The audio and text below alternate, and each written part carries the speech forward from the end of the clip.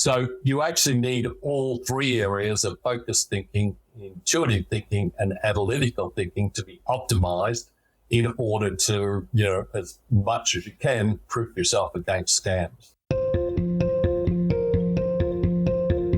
You're listening to KBcast, the cybersecurity podcast for all executives. Cutting through the jargon and hype to understand the landscape where risk and technology meet. Now, here's your host, Carissa Breen. Joining me today is Phillip Campbell, CEO from enigmaFIT, and today we're discussing beyond cybersecurity awareness. So Phillip, thanks for joining. It's wonderful to have you on the show again. And before we start, I want to congratulate you on the recent publishing of your book, Brain Habits. So we will be linking a copy of the book in the show notes for those of you who are wanting to dig a little bit deeper into brain habits. So let's dig into it. I want to start with talking about security awareness training and your thoughts on this. Now, I was talking to someone on the show who doesn't believe we need security awareness training, and it depends on who you ask. There's obviously for and against. So I want to sort of get your read on it, Phillip, from what you're seeing and applying your lens. So where would you sort of say we're going wrong as an industry when it comes to awareness training? Thanks, Carissa, and great to join you again. And thank you for your kind words on my new book on brain habits. Look, firstly, I would say we definitely need security awareness training, but we need to do it completely differently. Because if the current approach is already working, then we'd have much, much less scams coming through the system. So we're all aware that we've got a cyber war on, and there's a lot of sophisticated people that are contributing to that cyber war. But from a training point of view, the weakest link is the human error. So what I want to concentrate on the conversation with you today is how we can use brain science to look at how we can do the security awareness training differently. And to do that, I'd like to have a look at what causes these human errors that lead to the disastrous consequences of people being scammed. Fundamentally, Carissa, the major problem with the current approach to security awareness training is that it focuses on comprehension and developing people's knowledge. And we all know that comprehension doesn't equal capability. So from a little bit of using my background as a cognitive scientist and an executive brain coach, I talk about the two hemispheres of the brain. So I think most people are aware the left hemisphere of the brain is particularly focused on language, and that's where we develop our knowledge and our comprehension. But what a lot of people don't realize is the really important role that the right hemisphere plays, which is nonverbal, in being able to take that new knowledge and apply it and turn it into capability. And I'm keen to understand, before you jump into that, Phillip, no one likes being wrong. So where do you think people sort of go wrong on this front? I think where people go wrong is they don't understand the brain science. And we actually do a lot of training, not just in cyber security awareness, but in a lot of areas by doing it what I call back to front. So we focus on, we've all been to those trainings and you sit down and you do it online and we do a 2-hour workshop, etc. And then they test your knowledge, and you can either do an online assessment or some multiple choice approach or, write about what you've just learned. And most times people get the tick and you've gone through the sheep dip training and you've deemed been trained because you answered the questions about it. So the assumption is that just having knowledge is enough to interrupt and identify a scam before you fall victim to it. And clearly that's not the case. So the missing piece is that we need to develop the right hemispheres, what we call fluid thinking, which is how we learn to learn, but more importantly is how we apply that knowledge and turn that knowledge into capability.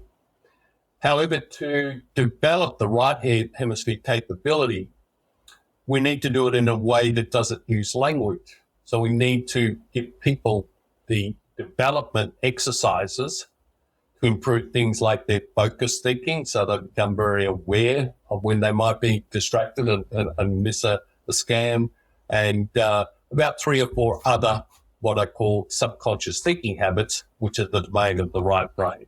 Wow. I really appreciate that clarity. One of the things you said before, Philip, was like, people aren't aware because how their brain works. So the only people that probably really know how their brain works is people like yourselves. For the average people like myself, how do we start to understand how everything does work, and we're cognizant of the right brain, the left brain? How does all that work for just an average Joe, as they call it?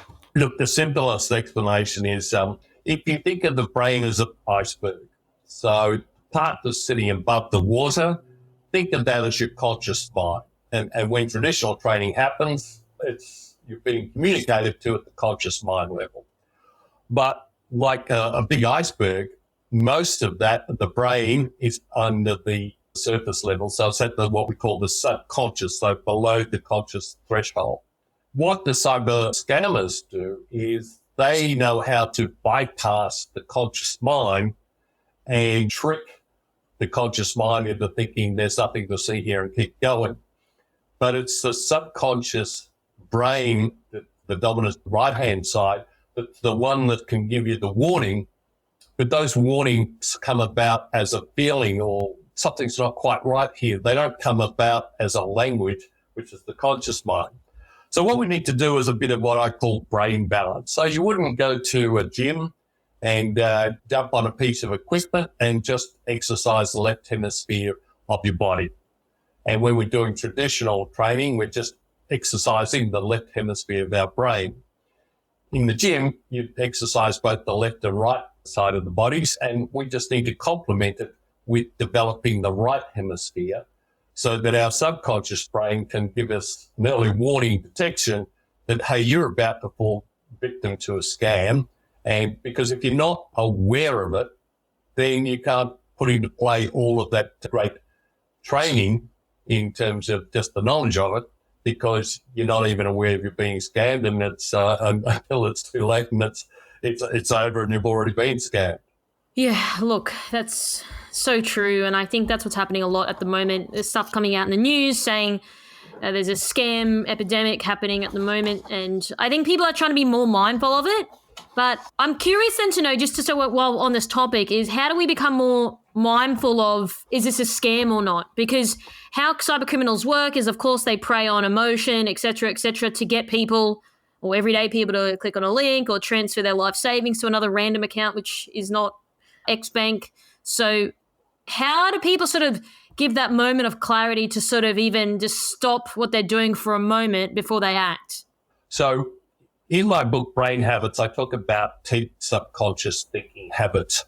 And I'm going to focus on the 3 that are really pertinent to making sure you don't get caught by a scam.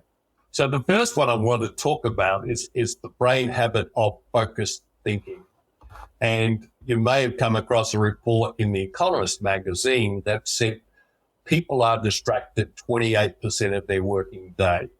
So we're all in information overload. We're all being bombarded by information. And the cyber scammers are just saying, all I need to do is tap into that 28% when somebody's not paying attention.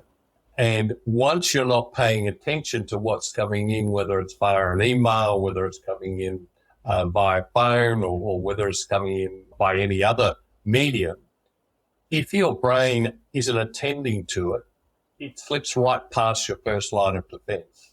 And once that happens, it's almost too late to do anything about it. So there's various ways that we can improve our focused thinking. And the other thing that exacerbates it, Carissa, is we have an assessment of the 10 subconscious brain habits. And curiously, 90% of people that we assess are either low or moderate in their focused thinking, which is the ability to stay focused on the most important issue and not be sidetracked by distractions. So the brain is actually loaded against it to be able to catch the scam as it's happening, because if our focus is distracted, then we're not even going to become aware of it. So can you see how that would impact people? Yeah, look, I mean, you raise great points, right? So would you say look at today's day and age, I mean, especially people like myself, like I could go in and out of like 5 applications in a minute, like text someone here, message someone on LinkedIn, respond to someone on Twitter, Instagram. Would you say that our brains have become desensitized just by default because we are looking at so many different things each day? And so then I guess it's kind of normal for people to fall victim of these scams because we've got so much going on in our faces every day. What happens is we just quickly switch our attention from one task to the other and backwards and forwards. But it's a very inefficient and ineffective way to work. The other tool that helps in this is it's kind of interesting. We also look at an area called intuitive thinking. So intuitive thinking is what our subconscious brain uses for our gut feel or our street smart. So we've all had that situation where we're talking to somebody and you get this feeling and you don't quite know why, and you're going, I don't quite believe that person. That doesn't seem right. And this is actually a subconscious thinking habit.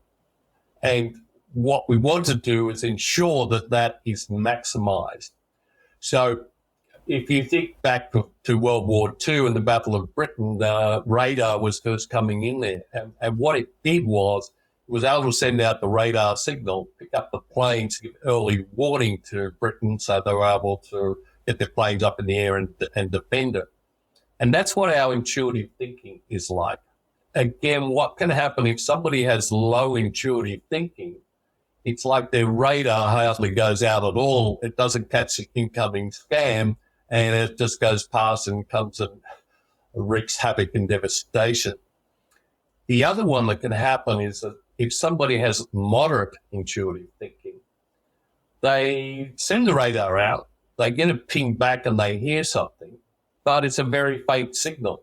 And if you're overloaded with your distracting and multitasking as you were talking about there, the signal doesn't get loud enough to say, hey, stop what you're doing. We've got a really dangerous event that could be just about to occur. So can you see how if a person's intuitive thinking is low or moderate, they don't get a loud enough signal to say, hey, I need to intercept this. And this is what we mean by the subconscious thinking habit, the big part of the iceberg trying to bring up to the conscious mind, hey, we got a real problem here. Let's get focused and deal with it. Yeah, I definitely see what you're saying. So would you also say that majority of people, now this is a majority, this isn't everyone, have low or moderate intuitive thinking, if you were to sort of do a bit of a quick assessment on people? And then if so, why is that the case? Okay, so there are quite a number of people that have moderate intuitive thinking. Not many people have really low intuitive thinking. It's driven by what we call environmental awareness. But what I have noticed is that with COVID, and sorry, let me give you an example of what I mean by environmental awareness. So pre-COVID, people used to do presentations to a room of, say, 20 people. And the intuitive thinking, the subconscious brain would be just scanning the whole room and reading the room and saying, am I on track? Oh, this group on the left seems to not be with me, so I'll give them a bit more attention, etc. So it's not happening in your conscious mind. It's just something that you're subconsciously aware of. During COVID, and when we're doing all of those Zoom and Teams calls, that dynamic changed dramatically. Because instead of having a room and we're looking at people 10, 20, 30 feet away, we're looking at people 2 or 3 feet away on the screen in front of us. So we can no longer scan the room, and even if everybody's got a camera on, we can only look at one person's face at a time.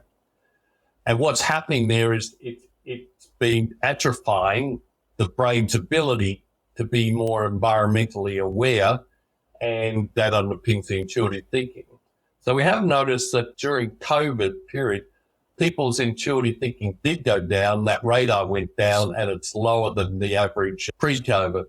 But hopefully now we're getting back into working more with people, and we're getting that environmental awareness up. That will help to improve that intuitive thinking. But the main thing I'd say to people is, even if you've got a weak signal, gut feel, and even if you're busy, stop, pay attention to it, and check it out. So just to talk about environmental awareness a little bit more, I find this really interesting. So I think like growing up, me and my brother would always like do certain things to see if like anyone noticed.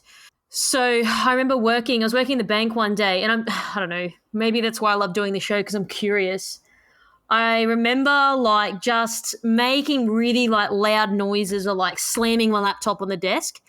And there was maybe one guy who looked up out of like a whole like 50 or 100 people on this part of the floor I was sitting on.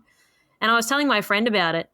And she's like, I can't believe no one noticed. Like, you were making so much noise. And I knew what you were doing, KB, because that's who you are.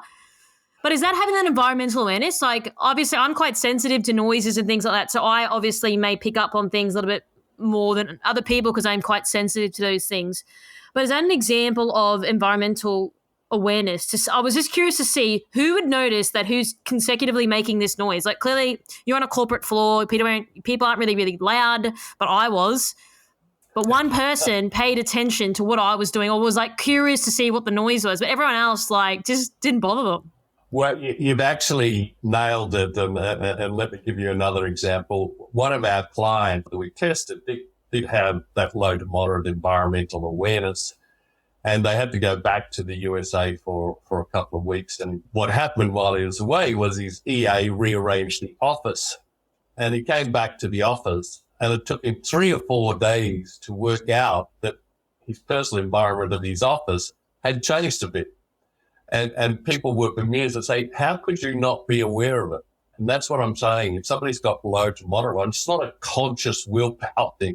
And so we work with them to make sure that they are looking at all sorts of different environments and noticing differences and changes. And even when we were working with Zooming clients, I said it's extremely important in developing rapport that if you notice somebody's got a slightly different haircut or they've colored their hair or they're wearing some different clothes, just giving it some positive reinforcement that you've noticed that.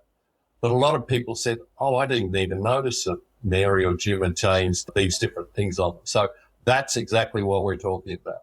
So I'm curious then to know, let's focus on an executive and even the EA rearranging the office. It's probably because that guy has got a lot of stuff going on. So would you attribute moderate intuitive thinking to someone who is super senior, super smart, but they've got a lot of stuff going on? So maybe they didn't notice that the pot plant moved because as soon as they came back from their work trip, they've got people trying to chase them up. They've got their own personal stuff they need to attend to. So maybe it was not their fault, but they have a lot of things going on. So would you link people who are executives, super busy, a lot of stuff going on, to the moderate intuitive thinking, not because they're stupid, but because, hey, they have a very big workload? Yeah, a couple of things. Having lower or moderate intuitive thinking, environmental awareness is not a matter of being smart or stupid. It's a matter of picking up the signals. So even a really busy executive who's come back from there, if they've got high environmental awareness and intuitive thinking, it'll stand out straight away to them. It's almost like, it's jarring to them, something's changed here, what's going on from there. So they would notice it no matter how busy they are or what's going on in their world. But as I say, that other person, it takes them time to notice. It's not that they don't notice at all, but it took them 3 or 4 days.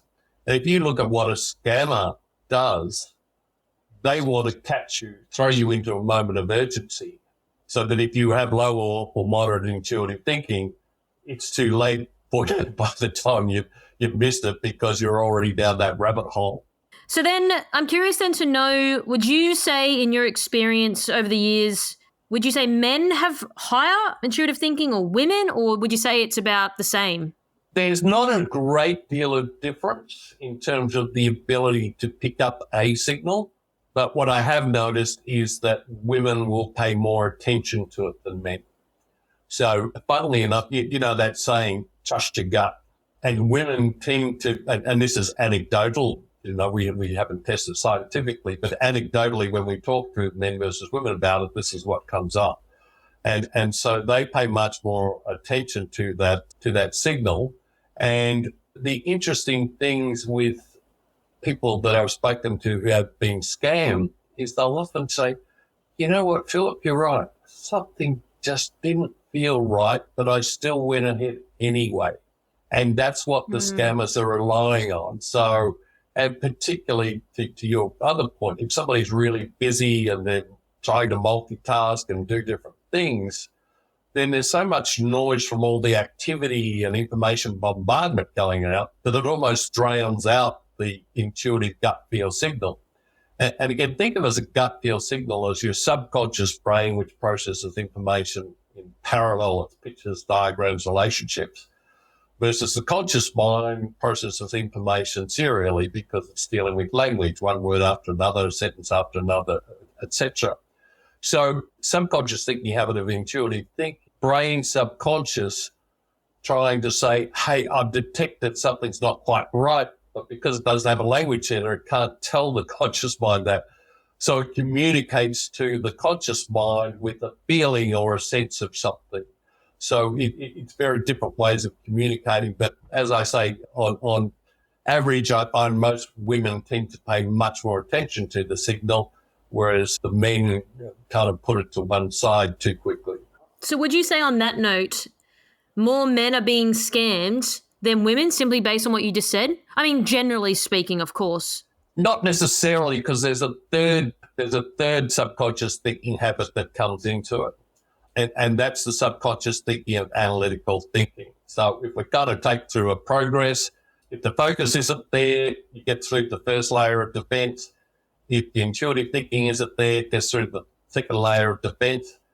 But if those two layers pick up that something's not quite right, then the brain has to analyze, why am I feeling this way? So we're not saying make a decision on feeling or gut feel, but try and get more information as to why I'm feeling this way. And what the scammers do is to throw in another curveball, which is the curveball of emotion. So if you look at a lot of scams, and we'll talk through some of those in a moment, they're often dealing with emotion. So it can be love, caring for somebody. It can be fear. So if the analytical thinking isn't rationally looking at what's going on and the emotion goes, oh, I've got to look after somebody I love, or gee, I don't want that thing to happen to me, or hey, here's an opportunity for me to get some money I didn't think I was going to. So if that emotion is deliberately set up by the scammers comes in, then it can quickly override the other two as well. So you actually need all three areas of focused thinking, intuitive thinking, and analytical thinking to be optimized in order to, as much as you can, proof yourself against scams. So I want to swap gears now, or switch gears, and I want to talk about security awareness training. Now, again, depends on who you ask. People got different versions. It's not a right or wrong. It's more so in a conversation. It's an opinion. Now, I know in my previous companies working at them and having to do security awareness training, some of the training, there'd just be this level of banality. It would put me to sleep, which would result in me getting the training wrong, right? And I was in cybersecurity at the time, which was slightly concerning. But do you think that we're just too focused now on getting people to just do the training rather than actually retain the information? Again, this goes into the compliance piece. Like, yes, everyone across the organization has done a security awareness training, tick in the box, done. Because I've looked at some of these trainings and I'm just like, that is so boring that I'm not going to remember it. And if I'm in cybersecurity, imagine someone outside of cybersecurity and what they're thinking. Yeah, indeed. And this is the danger of the just relying on left hemisphere oriented training. If it's just sheep dick training and tick the box, etc., and that worked, then we wouldn't be having the scams. So we still need that knowledge, and we need to add another component, which are all of these warning systems. So the warning, don't be distracted. The intuitive thinking, picking up something's not quite right here. The analytical thinking is saying, oh, they're trying to pull my heartstrings or my greed strings or my fear strings. You can't teach that in a left brain, language-based, knowledge-oriented program. You can make people cognizant that might happen. But to be able to have the radar click in, you need to add another layer, which is the subconscious thinking development of the right hemisphere. Because if your right hemisphere subconscious brain doesn't pick up that you're about to be scammed and doesn't send the warning signal to the conscious mind, then all of that great training that people have put together and knowledge people have doesn't come into play because it's gone past the 3 layers of defense and it's all too late. So what I recommend is get people's fluid thinking up in those 3 thinking habits up first, and then they'll be able to understand the new knowledge and be able to apply it better. Because if you haven't got that warning signal from that right hemisphere development, then the left hemisphere knowledge just doesn't have the opportunity to kick in. So can you see how you need both, not one or the other? Yeah, 100%. I can see how there's interdependencies there. Okay, so how do we do that? So for someone who's like, oh, maybe I need to level up my skills, how do people go about doing that? Because I'm all about, this is a thing, this is a problem, but let's get some solutions here. So what we do when we provide that sort of capability is it's a very different type of development. And I'll use an analogy. So most people, when they first learn to drive a car, they go into what's called cognitive overload. They have to look at get the gears right. They have to look in the rear vision mirror. They have to look forward. They have to look in the side mirror. And there's just so much information coming at them that conscious brain can't process it all. So what happens is they use a technique called deliberate practice. And that's where you get somebody who's an expert, in this case, a driving instructor, come along and break down the driving technique down into small bite-sized chunks. And, one lesson, you'll get how you control the speed, and another lesson in terms of, the environmental awareness, looking right, left, behind, et cetera, But the person doesn't develop that new capability until they go and practice with their friends and family. So it's only by doing that practice that the brain starts to wire that in. And once it does it over and over again and repeats it, it goes from conscious mind processing to subconscious brain processing. And all of a sudden the person is driving down the track, they're driving along, they're looking at the beautiful view, they're listening to the radio, and they're talking to their friends, and it's almost like the car's driving itself. So it's a very different type of training. You have to do the exercise over a period of time because you're literally tapping into the brain's neuroplasticity and creating a new brain habit that operates automatically and subconsciously. So as an example, with focused thinking, when we provide that focused thinking development, what we want to do is get the brain signal to noise ratio up. So the signal in this case is, hey, it's a potential scammer. But we've got all the noise of everything we're trying to do. And as you were saying, using 5 applications in a minute, et cetera, et cetera. So if that noise is overwhelming the signal of a potential scam because somebody's focused thinking is lower, then they won't even pick it up. So we do these exercises which amplify the signal, but also help to decrease the noise so that they can get that signal that a scam is potentially just about to happen. And then when it comes to the intuitive thinking, we develop that by upgrading the environmental awareness. And we do deliberate exercises, a bit like you banging the desk or the EA changing an environment so that people are aware of the changes. And it also impacts how people engage with each other. So sometimes if you're getting scammed over the phone, if you're not picking up that person's using language which impacts your thinking and probably more language which impacts your feeling, and using language to create an urgency so they want you to make a decision right now because they don't want you to analyze what's being thought through, then that's where it's not going to work. So we use those things of changing people's environment and seeing how quickly and easy they pick up those changes. And then the last one is what we call getting the analytical thinking up, and its ability to break down lots of information and data and complex problems into smaller bite-sized chunks. So we use particular activities. Interestingly enough, one of them involves a game that children play when they're younger, but if you didn't play the game much, then you probably have quite lower analytical thinking. But I would just encourage people that get used to breaking information down quickly into smaller bite-sized chunks, because then you're going to be able to realize that, they're pulling at my love heartstrings for my child, or they're pulling at my greed, or they're pulling at my fear. Because once you've worked that out, if you've got great focus, your intuitive thinking has got this really loud warning sign going off, and then you hear them talking about factors that are tapping into your greed or fear or love, that's a slam dunk that you probably need to get out of that particular situation. Would it be useful if I gave you some examples of how that played out and how people have been caught and how they could look to avoid it in the future?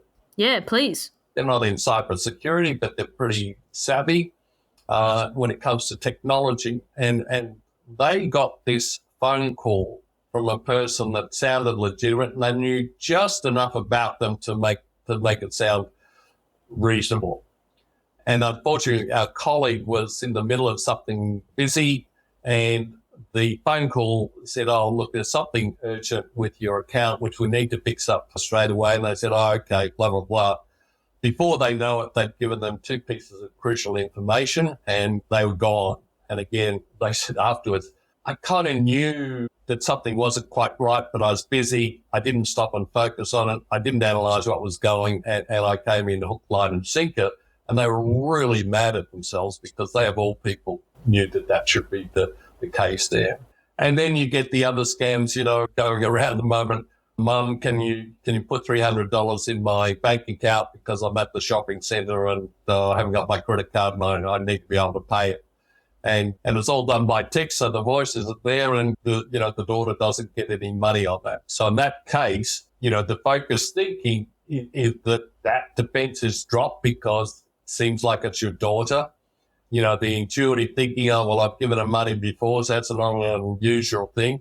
And then, the analytical thinking just goes out the door because I love her and, of course, I'll give her $300. So that's the way it tends to play out. And another one is, get a text or something from the tax department to say, "Oh, look, you've got a tax refund of a few $100s coming. Please just let us know your details and we'll send it out." And before you know it, you're busy. You're sending the details out there, and you're some hundreds of dollars lighter than you were before. So if you look at just about every scam, you'll see it's built on distract the person first, bypass their intuitive thinking and gut feel, and make sure they don't have time to analyze it and pull at the emotional things related to love, fear, or greed. And they're all related to these subconscious thinking habits. So going back to the driving example that you use, and when you're starting to drive, there's all these things that are going on, and you're obviously a lot more aware than when you're driving for a long period of time over the years. So is there any sort of even smaller exercises that people can do to catch themselves from not falling victim of a scam? Even if you go back to the recent ACCC report released in Australia, that $3.1 billion was lost to Australians in the last year. That's a lot of money. So clearly we've all got these exercises that we can do to reduce that. Is there anything that you'd recommend? Yeah, sure. And one thing I'd recommend in addition, and I'll go through some of those things in a moment, is I think it's really important that the people that are in charge of cybersecurity in the organization elevate their own fluid thinking and demonstrate capability and show the average user what's involved. And so we tend to work with those senior executives to get that fluid thinking up, and particularly around that focused thinking and environmental thinking and analytical thinking, but also things like strategic thinking and the innovative thinking as well. Because people that are leading the organization in the area of cybersecurity aren't aware of how the brain's working for themselves and can't have an experience of that, then they're not providing the guidance to the rest of the users on how to improve it. So we're actually spending more time working with those senior executives to get their fluid thinking up. But in terms of what people can do themselves, there's a thing called Where's Waldo, or other places it's called Where's Wally. And so what you've got is this one figure hidden amongst hundreds and hundreds of figures, and that figure is the signal, and all of the other hundreds of people are the noise.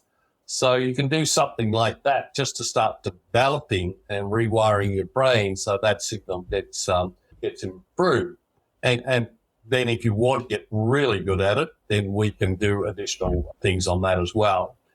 The other thing is that, again, with the business executives in charge of cybersecurity, I was talking to one client a little while back, and we're just talking about, it's like being a triathlete.